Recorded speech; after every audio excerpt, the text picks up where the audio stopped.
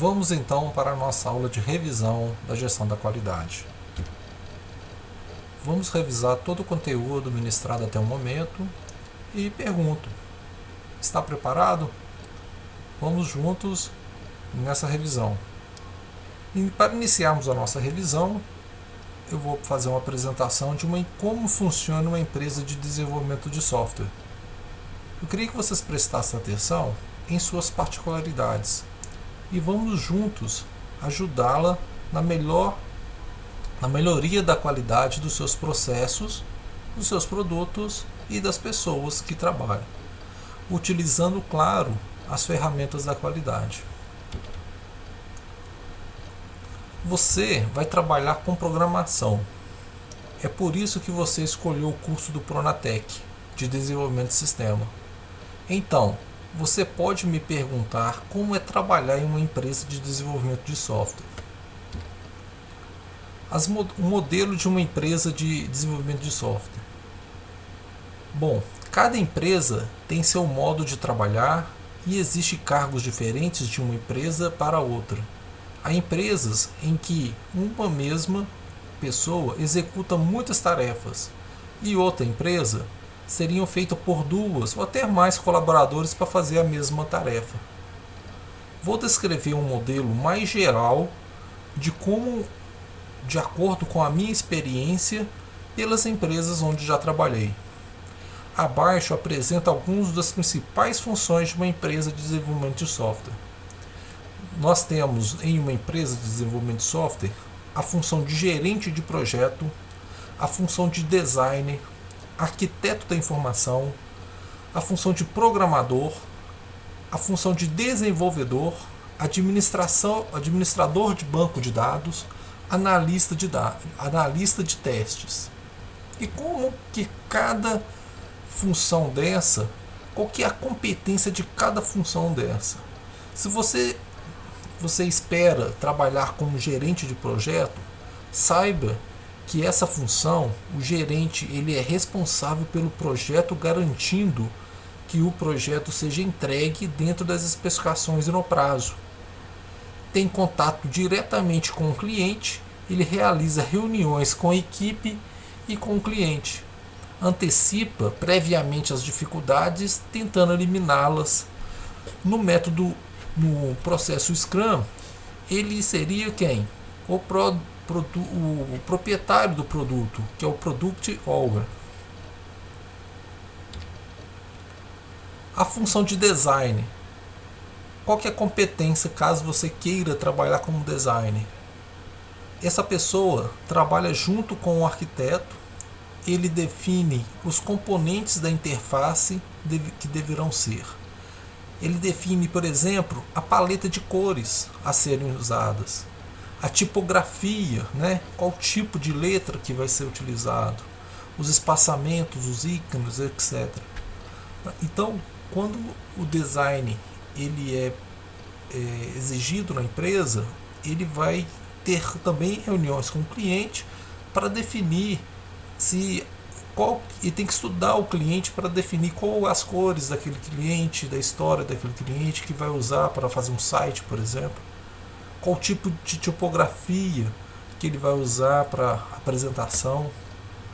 Então, essa é a função do design. O arquiteto da informação. O arquiteto, para quem for trabalhar ser responsável por arquiteto da informação, ele vai desenhar como serão as telas do software a serem criadas.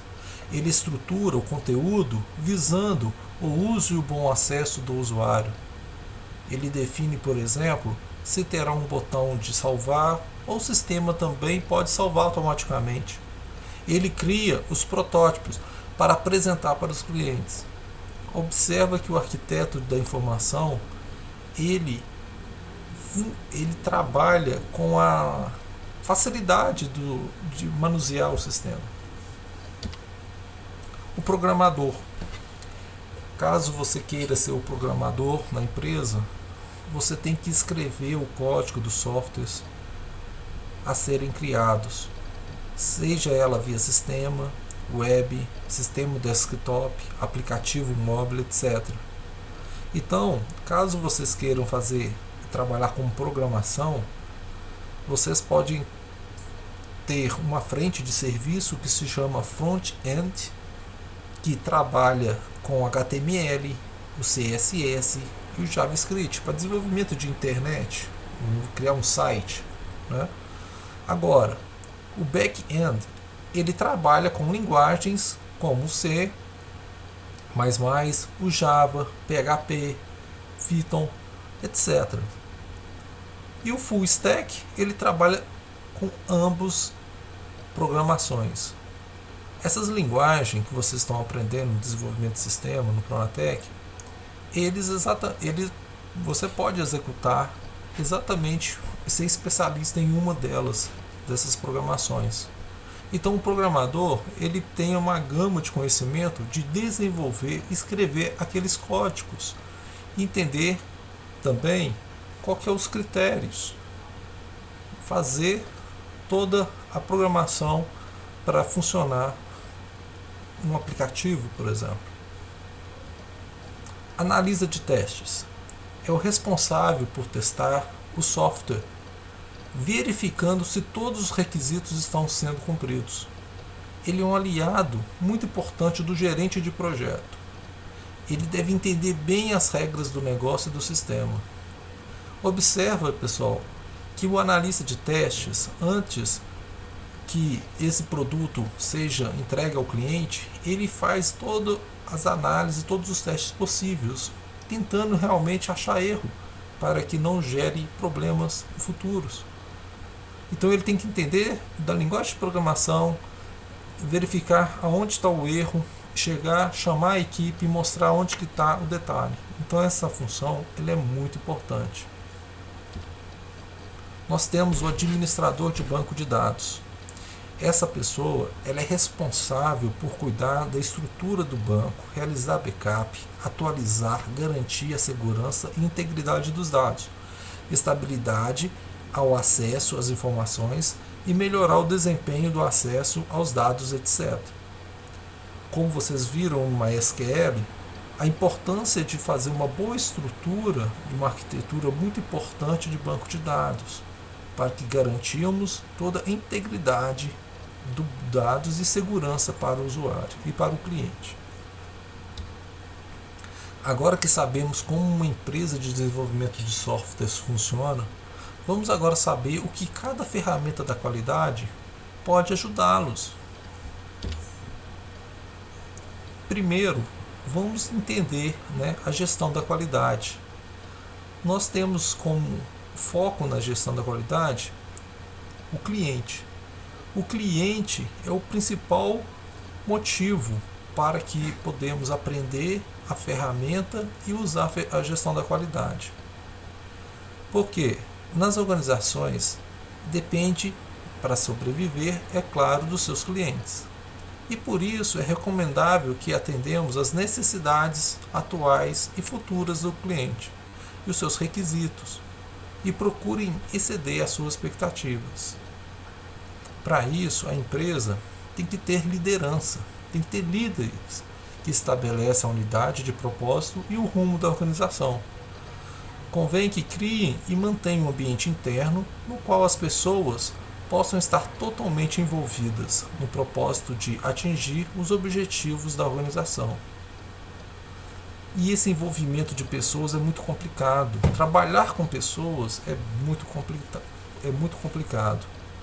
Então nós temos pessoas de todos os níveis, são a essência de uma organização e seu total envolvimento.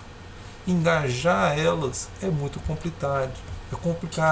Saber as suas habilidades, os benefícios que a organização oferece para que seja feito um bom trabalho.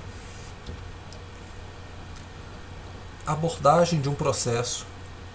Na gestão da qualidade, o processo é um dos principais fundamentos para que possamos alcançar eficientemente as atividades, os recursos relacionados que são gerenciados no processo.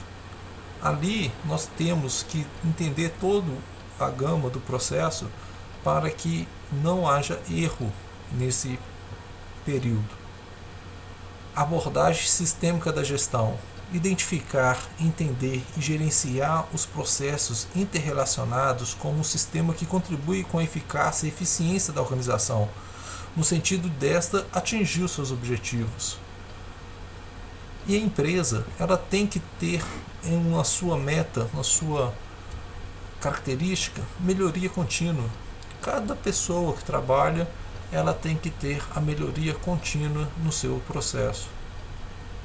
Convém que a melhoria contínua do desempenho global da organização seja o seu objetivo permanente. Abordagem factual para a tomada de decisão. Decisões eficazes são baseadas na análise de dados e informações. Benefícios mútuos nas relações com fornecedores. Uma organização e seus fornecedores são interdependentes e uma relação de benefícios mútuos aumenta a capacidade de ambos agregar valor. Para isso, as empresas recorrem à norma a NBR ISO 9001. O objetivo da organização que procura se certificar é atender aos requisitos, é aumentar a satisfação do cliente por meio da aplicação eficaz do sistema, incluindo o processo para a melhoria dele. O foco da ISO 9001 é a abordagem do processo, ou seja, conceder e sistematizar processos de trabalho capazes de gerar produtos ou serviços que atendam aos requisitos do cliente, deixando-o cada vez mais satisfeito. Vamos agora analisar as principais ferramentas da gestão da qualidade. Vou falar rapidamente de cada uma. Isso já foi tratado antes, foi aplicado atividades e agora vamos fazer um resumo, mostrando a importância de cada uma na gestão. A estratificação é uma ferramenta da qualidade que tem por objetivo separar os dados levantados em grupos distintos, como, por exemplo, estratificação por local, por data, por turno, por tipo e etc. Aqui nós temos um gráfico, um exemplo, que nós temos um gráfico de porcentagem, né, na vertical, e na horizontal nós temos ali os produtos, tá? Os pedidos, por exemplo. Então nós temos aqui 41% não é atendido, 5% temos as cores que definem os atrasos quando não é atendido até o atendimento, certo? Então nós temos aqui, na verdade, 41% de que atendem, né? E os 5% não é atendido. Então nós temos aqui várias colunas, pode ser que cada coluna seja um produto e como que está sendo a entrega, o atraso desses produtos. Então a estratificação, ela possibilita ao gestor identificar qual que está sendo o gargalo, qual que está sendo o item que está sendo mais pontual, outro item que não está sendo. É um exemplo desse gráfico. Outra ferramenta é o histograma. Ele tem como finalidade mostrar a distribuição dos dados através de um gráfico de barras, indicando o número de unidade em cada categoria. A coleta de dados é um determinado intervalo de tempo que você pode fazer uma análise usando o histograma. Ele é usado para analisar a frequência de vezes e saídas de um processo estão padronizados. Então nós temos aqui uma explicação de vários tipos de histogramas. Nós temos o histograma simétrico, o histograma assimétrico, o histograma com 2 picos, o histogramas platô, o histogramas aleatório.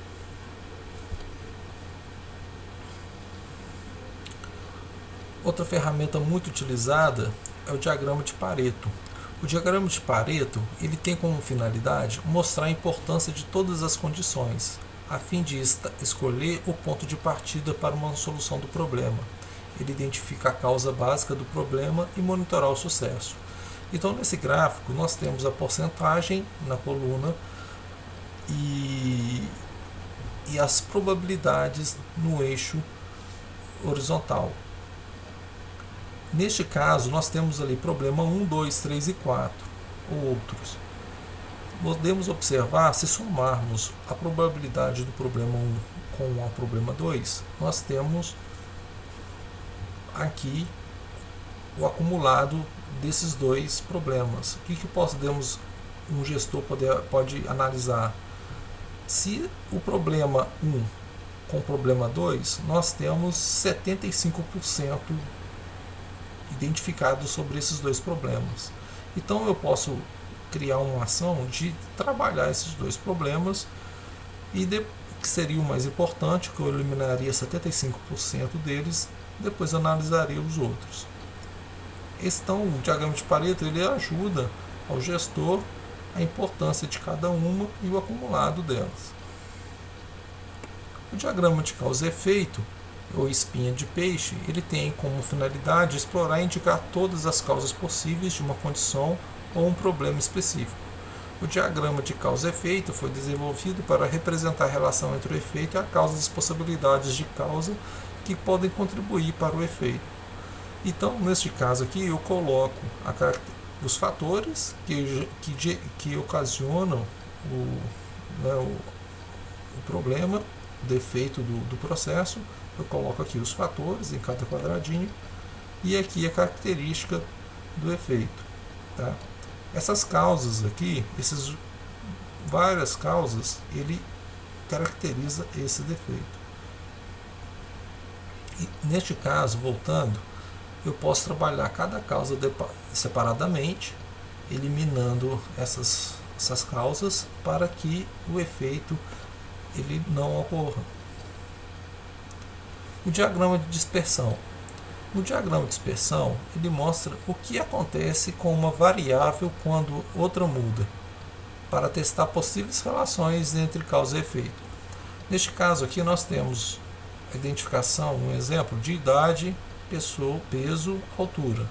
E depois idade, peso, altura, continuando a análise do estudo. Então nós temos aqui 3 variáveis. Então eu posso fazer um diagrama de idade e peso, altura, peso, idade, altura, altura, idade. Posso fazer vários diagramas de dispersões usando essas 3 variáveis.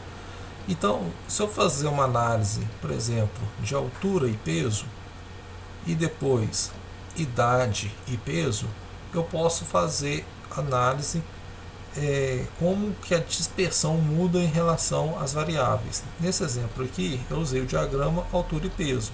Então, eu tenho aqui várias. Aqui eu tenho o peso e aqui a altura.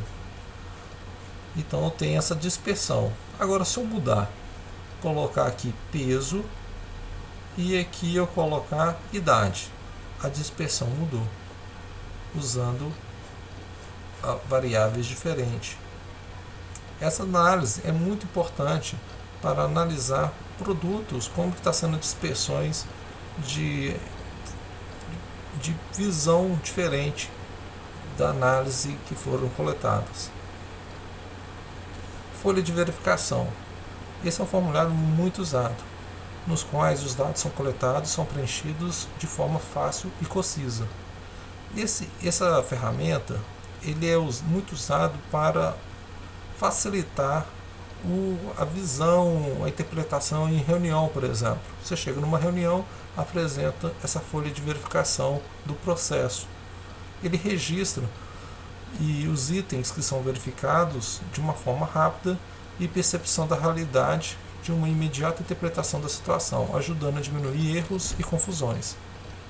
Neste caso aqui, nós podemos dar um exemplo que foi registrado o produto, a área, a data, o período, pode colocar a hora, identificar a pessoa que foi feito.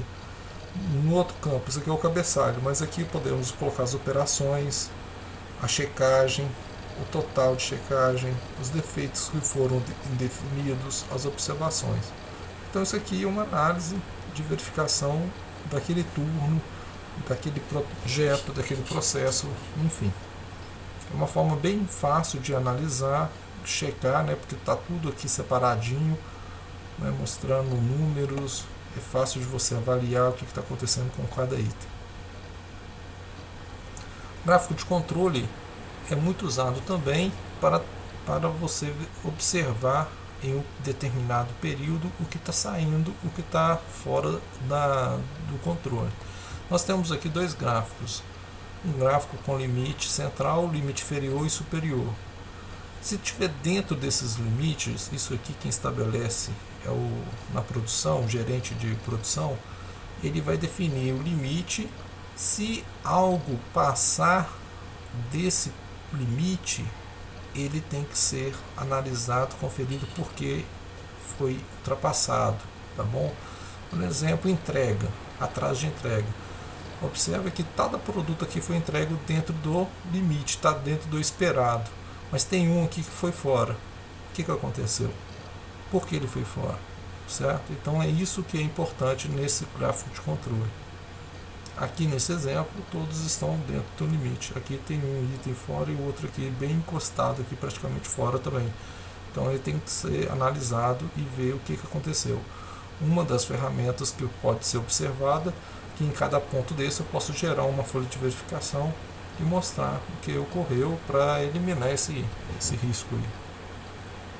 O ciclo do PDCA é um ciclo onde nós podemos criar uma melhoria contínua, né, do processo, onde eu planejo primeiro, depois eu vou executar o que eu planejei, logo depois eu vou checar o que foi realizado e agir no processo depois de checado. Depois que eu faço essa análise, eu verifico se o processo está redondo, se tiver tudo ok, eu coloco isso como regra no processo.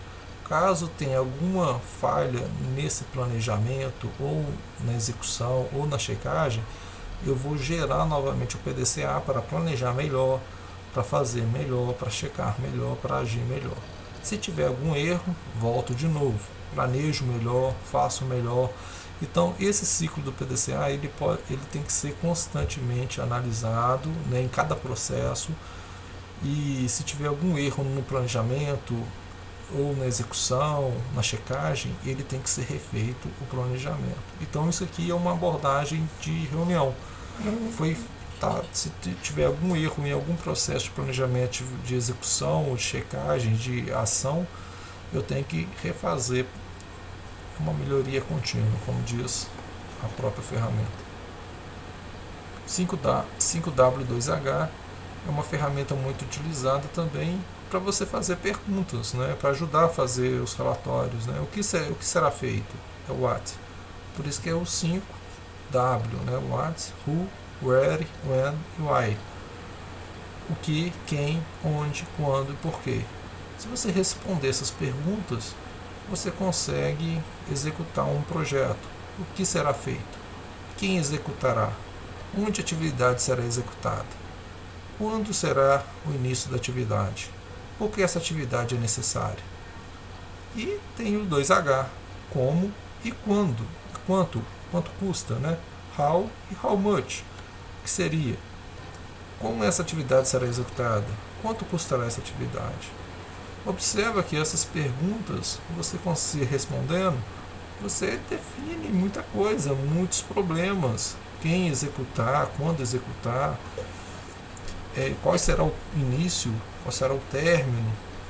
Então, quando você vai fazer um projeto, esse projeto está muito aleatório, vago, não sabe muita coisa. Pega essas perguntas e começa a responder. Quando você tiver todas elas respondidas, você já tem o escopo, o projeto todo bem definido.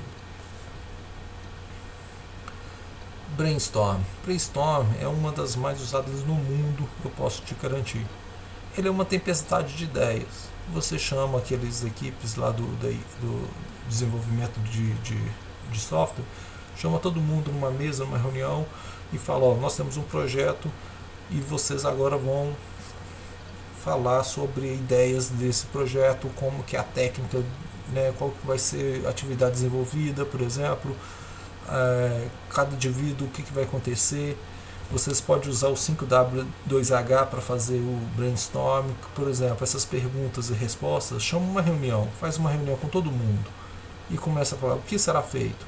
Aí todo mundo vai falar algo né? Então vai ser uma tempestade de ideias. Aí tem uma pessoa que vai anotar a outra pergunta, né? Quais os resultados dessa atividade? Aí vai ter uma tempestade de ideias. Quais atividades são dependentes dessa? Então, com esse brainstorm, você consegue realizar o 5W2H, você consegue realizar o PDCA e o diagrama de causa e efeito com uma reunião de brainstorm. Brain, né, é cérebro, né, que você pode fazer uma tempestade de ideias. Essa que é a tradução dessa frase em inglês, dessa palavra de língua inglesa, é a tempestade de ideias. Fluxograma, muito importante. Ele é visual, utilizado para analisar o sistema produtivo, buscando identificar oportunidades de melhorar a eficiência do processo. Segundo o Peinado e Granwell em 2007. Observa nessa figura aqui o que foi desenvolvido um fluxograma. Por exemplo, você está numa empresa, você faz uma solicitação via helpdesk. A solicitação é nova? Sim, não, vai para o outro lado. Então observe o fluxo da informação, como que é gerido isso. Isso que é muito importante. Porque se você está num processo de uma empresa trabalhando e você cria um fluxo de como que esse processo vai ser criado, vamos supor que tem uma falha aqui na homologar com o solicitante. Então você vê que quando chega aqui trava. Então aqui nessa homologação que você vai atuar, você vai trabalhar, que você vai melhorar esse processo. Ah não, aí trabalhou, aí chegou lá, você tem uma dificuldade em validar o caso de uso com o solicitante. Você tem esse processo aqui que você está tendo dificuldade em validação. Então quando chega aqui na validação tem problema. Então você vai ter que melhorar. Como que você vai melhorar isso? Usando algumas ferramentas, né, de melhoria de processo mesmo. Né? Você vai ter que treinar a pessoa, você vai ter que às vezes adquirir um novo equipamento, aí você tem que ver o que vai ser feito para melhorar esse processo aqui. Então é uma ferramenta muito importante. Aqui é FD, nós fizemos agora uma atividade recente, né? Então está bem na cabeça de vocês. Ela analisando aqui, né, o gráfico, né, nós colocamos aqui os requisitos que o cliente ele precisa, né, para ter um bom produto. Aqui a importância da empresa para executar esses requisitos, né? Nós temos aqui a competitividade dos concorrentes, né? Então, para que eu possa atender o cliente, né, de uma forma eficaz e ficar melhor, né, na concorrência, eu tenho que fazer essa análise, né, de melhoria, né, desse processo com menor custo. Então o que eu faço? Eu analiso, faço as análises, né, eu coloco aqui a importância, né, que o cliente tem através de uma pesquisa, eu coloco aqui os números, né, que eu tenho de importância para cada requisito desse com que a minha empresa trabalha. Eu faço uma análise aqui com a competitiva, com o concorrente, né? Eu faço a voz do cliente, eu faço a qualidade do cliente, se ele é óbvio, ele é atrativa. Depois que eu analiso, faço a multiplicação da coluna, né, dividindo aqui pela importância absoluta, eu consigo ter a porcentagem de cada um. E quando o número tiver maior, é onde eu tenho que trabalhar primeiro, né, porque a importância é primeiro. Neste caso aqui, eu fazer um bom controle de estoque e também fazer um gerenciamento muito bem feito. Então eu tenho que trabalhar nesse gerenciamento, eu tenho que trabalhar no controle de estoque, tá certo? Então isso aqui é uma ferramenta muito importante, sabendo usá-la, né? Sabendo como atribuir. Eu não vou aqui nessa revisão, para não prolongar muito, explicar como que multiplica, porque a apresentação dessa tabela, como que funciona, onde que multiplica, onde que não, eu passei isso para vocês, está lá no portal do Pronatec. A outra ferramenta também muito importante é o modo do efeito da falha. Essa ferramenta, primeiro eu tenho que definir o processo, definir a equipe, definir a não conformidade que está ocasionando, né, essa falha. identificar os seus efeitos, a causa, priorizar essas falhas, agir através das ações preventivas e definir o prazo e responsável. Então eu fiz aqui, né, copiei uma tabela aqui, nós temos aqui um processo, o efeito que está desse processo, o que está acontecendo. Eu gero aqui a causa, possíveis causas, como que eu detectei, né, que eu vou ter que ver, o que eu vou ter que fazer para que essas causas sejam eliminadas. Depois eu colocando números, né, quantitativo, coloco valores, né, para cada detecção dessa, a importância dessa de efeito, né, falha, né, do caso, e das detecções, né, que seriam as detecções. Então eu faço a multiplicação, o valor que tiver maior eu vou trabalhar nela primeiro, né, dar uma maior atenção, vou verificar quem é que pode executar essa primeira detecção e qual o prazo que ele leva para fazer isso. Depois eu passo para a segunda, a inspeção nesse caso aqui, e quem que vai ser o responsável e o prazo para executar.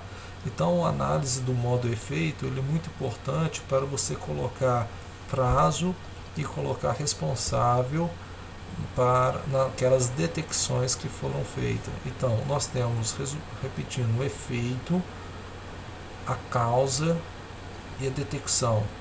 Então para cada detecção aqui eu coloco o responsável e o prazo para execução. Pessoal, então neste contexto todo que foi feito aqui nessa revisão, eu vou pedir uma atividade, né, para vocês me entregarem, que seria o seguinte: a empresa que nós falamos no início dessa conversa está com um novo projeto para desenvolver de uma grande empresa. Ela ganhou um projeto de uma grande empresa que ela vai desenvolver. Então, nesse contexto, o gerente de projeto apresentou à equipe de trabalho o escopo do serviço. O que é o escopo de serviço? Né, muita dúvida aí pode ser relacionada com o que é o escopo. A empresa ganhou um projeto e tem um escopo. O que é isso? O que esse escopo tem? Ele contém informações essenciais sobre o projeto, como descrição, limite, objetivos, entregas, quando serão as entregas, né, de cada etapa, os responsáveis, os custos, os prazos, atividades, restrições, premissas, etc. Sua principal finalidade é dar foco na condução do projeto, facilitando o gerenciamento. Então, quando vocês ganham um projeto de uma empresa para fazer, você tem que definir o escopo daquele processo, daquele projeto, com essas principais informações aqui tem que estar lá contidas. Então, o gerente de projeto, né, que é o responsável, né, na equipe nós temos o gerente de projeto, ele é responsável, né, pelo produto, mas ele tem uma equipe, né, que são design, aquelas equipes, aquelas funções que eu passei para vocês logo no início da nossa conversa. E neste processo, nesse projeto específico, né, as atividades seriam planejar o gerenciamento do escopo, né, no escopo nós já temos, né, que foi ganho com o cliente. Nós temos que fazer o planejamento e gerenciamento do escopo, nós temos que coletar os requisitos, tá? Documentar, né, eles, definir o escopo correto com o cliente, validar o escopo, controlar o escopo. Então esse trabalho do escopo aqui é muito importante porque como nele tem tudo, por exemplo, lá tem prazo de início e prazo de término, né? Então quem vai controlar isso? Tá? Nós temos lá os itens que têm que ser feitos para entregar para o cliente. Quem vai controlar isso? Certo? Então nós temos aqui então tem uma etapa de um processo que o design tem que fazer, tem que controlar, o arquiteto tem que fazer, o programador, cada um aqui tem a sua atividade específica para entregar esse produto, né? Então nós temos ali validar, temos que entregar, temos que definir reuniões, tem que fazer várias ferramentas, aquelas ferramentas que nós usamos tem que ser constantemente utilizadas ali, uma ou outra ou todas elas, né? Então, nesse processo aqui, O primeiro é preciso fazer um levantamento das necessidades do cliente. O cliente quer um produto. Então, qual que é a necessidade dele? É entender isso, né? É entender o escopo, ler o contrato, né? Saber o que está sendo vai ser feito, né? Então, nem sempre, né, é possível atender todos os requisitos, né, documentados. Às vezes o cliente está pedindo uma coisa que é muito difícil, né, entregar naquele prazo, por exemplo. Então, por isso que é a importância do escopo, é definir o que ele está pedindo ali, a necessidade dele. Ele está pedindo algo que demora 2 meses para entregar, e ele está pedindo em uma semana. Então, por isso que tem um escopo, que você vai escrever, determinar e gerar, né, um escopo, um contrato ali, para que ambos não tenham problema. Então, com o conhecimento do conceito da ferramenta, né, da gestão da qualidade, que foi falado aqui, eu quero que vocês descrevam um texto aplicando esses conhecimentos, que irá ajudar a empresa a diminuir os seus erros no processo, melhorando o seu produto e a qualidade do serviço das pessoas envolvidas. Observa que nessa atividade que eu vou pedir para vocês é uma gama de conhecimento, né, de gestão da qualidade, que vai ajudar a empresa a entregar o produto conforme o escopo planejado, certo? Então é isso que eu quero que vocês façam. Eu quero que façam um texto, pode ser de uma lauda, quer dizer, uma folha, descrevendo os conceitos, né, com conhecimento com os conceitos. Não quero que você descreva os conceitos da ferramenta. Eu quero que você faça um texto explicando, né, com o conhecimento que vocês têm da gestão da qualidade, das ferramentas, como que pode ajudar a empresa a entregar esse processo, esse produto, né, para o cliente. Observando que dentro da empresa que vai fazer o processo, o produto, ele tem que ter preocupação com o produto, preocupação com o serviço, né, das pessoas, né, e o processo. Então vocês têm que ter atenção no processo, no produto e nas pessoas, tá bom? Queria que vocês descrevessem isso, façam essa análise, cada um fazendo o seu, e manda para o meu e-mail, tá bom? Pessoal, muito obrigado pela atenção. Estou à disposição para qualquer dúvida, comentário, tá bom? E até a próxima. Um abraço.